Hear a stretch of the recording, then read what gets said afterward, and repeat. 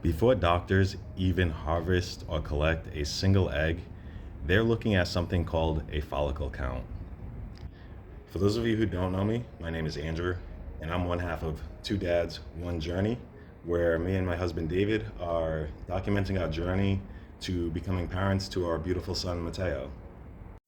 So, for those of you who had watched my last video, I had mentioned that women are actually born with a certain amount of eggs. Now, while they're in the womb at 20 weeks old, still inside their mother's womb, they have about 7 million eggs at 20 weeks gestation. Now, by the time that they're born, that number decreases significantly to about 2 million. So by the time a woman hits puberty, they're down to about 500,000 eggs, and it just keeps decreasing from there, eventually getting down to less or around 1,000 eggs by the time that they hit menopause. Now, of all of these eggs, they're only going to ovulate about 300 or so, between 3 and 500 throughout their lifetime, and the rest will go unused. Now, most donors are in their 20s, or those are the best donors, and at that time in their life, they have about 200,000 eggs left. Now, all of these eggs sit within the ovaries and remain in a state that we call immaturity and are basically unusable at the time.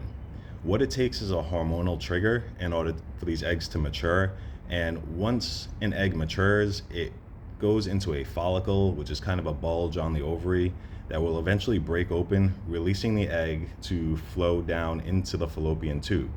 Now, on occasion, there can be 2 or 3 eggs released at once, resulting in fraternal twins or triplets, but typically there's only 1 egg each month from 1 ovary. Now, as I mentioned, eggs come from follicles, and on occasion, more than 1 is released. But in all cases, when a woman is ready to ovulate, multiple eggs begin to mature at the same time due to the hormonal influences. Now, these can be natural hormones or they can be prescribed hormones, but either way, they begin to develop. Now, what happens typically, naturally, is that 1 or 2 of these eggs will outpace the rest of them and mature and then pass into the fallopian tubes where they will be fertilized and create a baby. Now, the remaining follicles that did not win that race will eventually degrade and just be absorbed by the body. So, an antral follicle count is basically how many eggs a woman has the ability to try to mature at the same time. So that typically ranges anywhere from 8 all the way up until 30. And it varies by race, by age. There are a lot of different factors, but it gives the doctors a really good idea of how many eggs they would be able to collect if they were to go ahead and put her on a hormone regimen that allowed all of these eggs to mature and not just 1 or 2. So the way that they do that is that they use ultrasound in order to count how many follicles they can see developing, and that's where they get their number from. So for example, we've had multiple donors. Our first donor gave us 28 eggs. One of them eventually developing into Mateo. One of our other donors was only able to donate 11 eggs. So it varies greatly. It can also depend a lot on the ovarian reserve or how many eggs that woman has left in her ovaries. Because like I said, as they age and also due to genetics, women have different numbers of immature eggs that are able to mature over time. So again, there's another variable. And like I say, every single time, nothing in IVF is for sure, and everything is kind of just left to chance and a numbers game. I guess the next thing to talk about is that follicle count does not always equal the amount of usable eggs that can be collected. So, for example, out of the 28 eggs that were collected from Mateo's donor, there were a few of them that were still immature.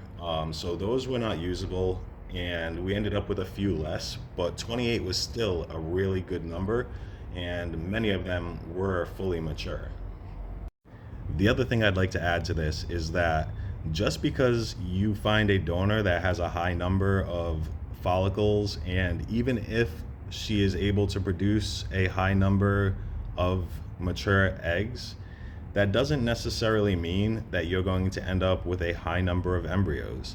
If you watched our last videos, you would know that out of those 28 eggs, only two matured or developed into 5-day-old blastocysts, and one of them was Mateo. So again, nothing is guaranteed. If you guys have any questions or comments, please feel free to message us or leave a comment here. As always, we'd appreciate it if you'd like, follow, and share this with whoever may benefit from the knowledge that we've gained over this journey. Because again, we're out here to kind of help people navigate this very complex and emotional journey that we just took.